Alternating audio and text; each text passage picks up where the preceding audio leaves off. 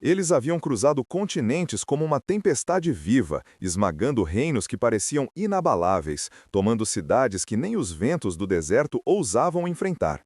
Mas naquela noite, algo aconteceu que nenhum cronista mongol, chinês ou persa conseguiu explicar. Um destacamento inteiro do exército de Ogedei Khan, centenas de cavaleiros endurecidos pela guerra, simplesmente desapareceu. Não houve batalha, não houve testemunhas, apenas silêncio.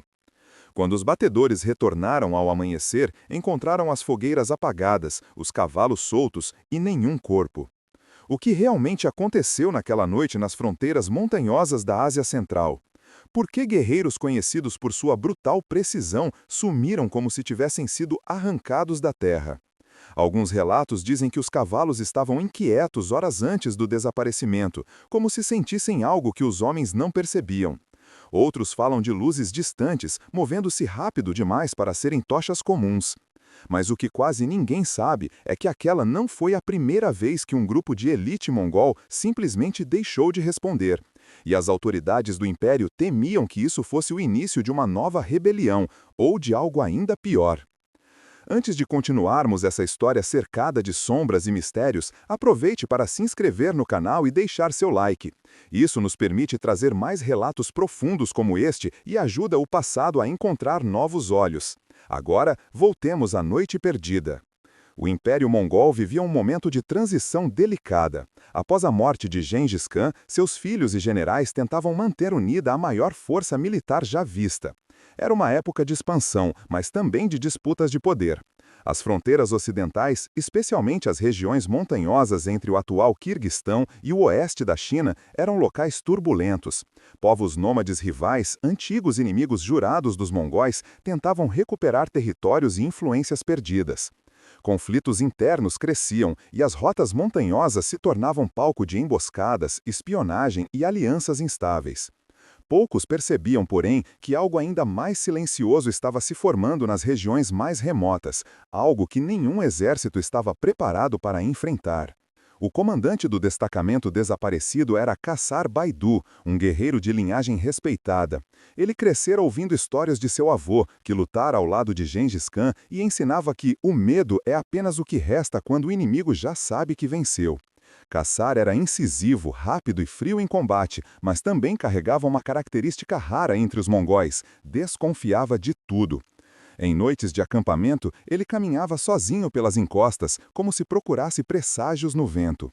Em certa ocasião, um de seus tenentes lhe perguntou: "Por que nunca descansa, comandante?" Qassar respondeu sem olhar para ele: "Porque o inimigo não dorme, e às vezes o inimigo não é um homem." O destacamento sob seu comando havia sido enviado para investigar desaparecimentos de caravanas, ataques em ravinas e rumores de uma aliança entre tribos rivais. O terreno era estreito, hostil e cheio de falhas rochosas que poderiam esconder dezenas de arqueiros. Mas havia também algo mais: vilas abandonadas às pressas, lareiras ainda quentes, objetos largados como se as pessoas tivessem fugido no meio da noite. O grupo de Qassar começou a sentir o peso da desconfiança. Um de seus batedores retornou trêmulo certa manhã, afirmando que ouvira vozes que não pertenciam a nenhum dialeto conhecido.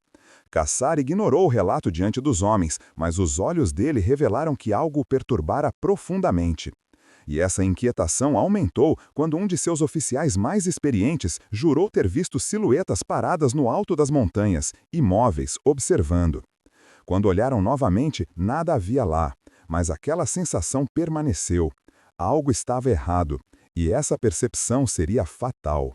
A noite do desaparecimento foi descrita pelos sobreviventes indiretos, batedores que retornaram tarde demais, como estranhamente calma.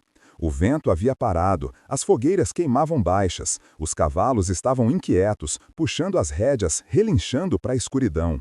Qassar ordenou que todos ficassem em alerta, mas não explicou o motivo. Ele observava algo no céu, uma faixa de luz pálida que parecia se mover suavemente, quase dançando.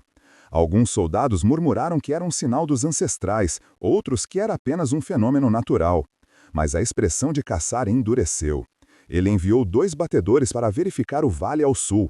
Eles nunca mais retornaram. Pouco depois da meia-noite, os soldados acordaram com um barulho estranho, um som abafado, como um rugido distante vindo das montanhas.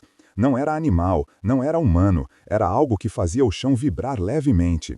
As fogueiras bateram como se um vento súbito tentasse apagá-las. Os cavalos se debateram violentamente. Alguns soldados ergueram suas armas, outros recuaram confusos. E então, silêncio absoluto. Um silêncio tão profundo que parecia esmagar os pulmões. Foi aí que começou. As tochas apagaram todas ao mesmo tempo, a escuridão se fechou como uma muralha. O último relato registrado, encontrado no diário de um dos oficiais que milagrosamente sobreviveu por estar em patrulha distante, dizia: "O acampamento endureceu numa quietude impossível, algo se moveu entre as tendas, algo que não fazia som ao caminhar. E então, escuridão."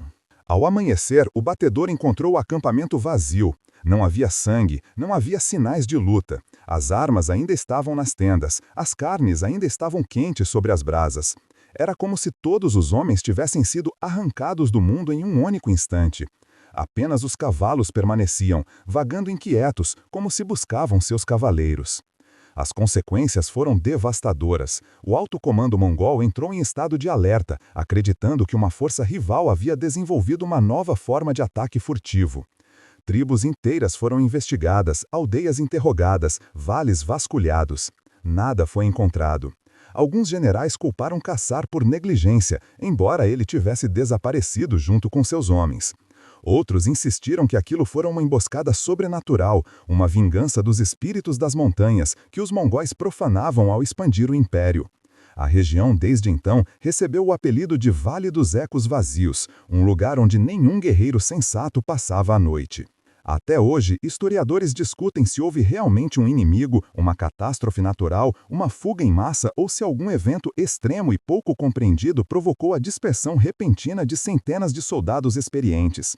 A verdade permanece soterrada sob séculos de lendas, mas uma coisa é certa: um exército capaz de derrotar metade da Eurásia desapareceu em poucas horas, e ninguém jamais conseguiu explicar.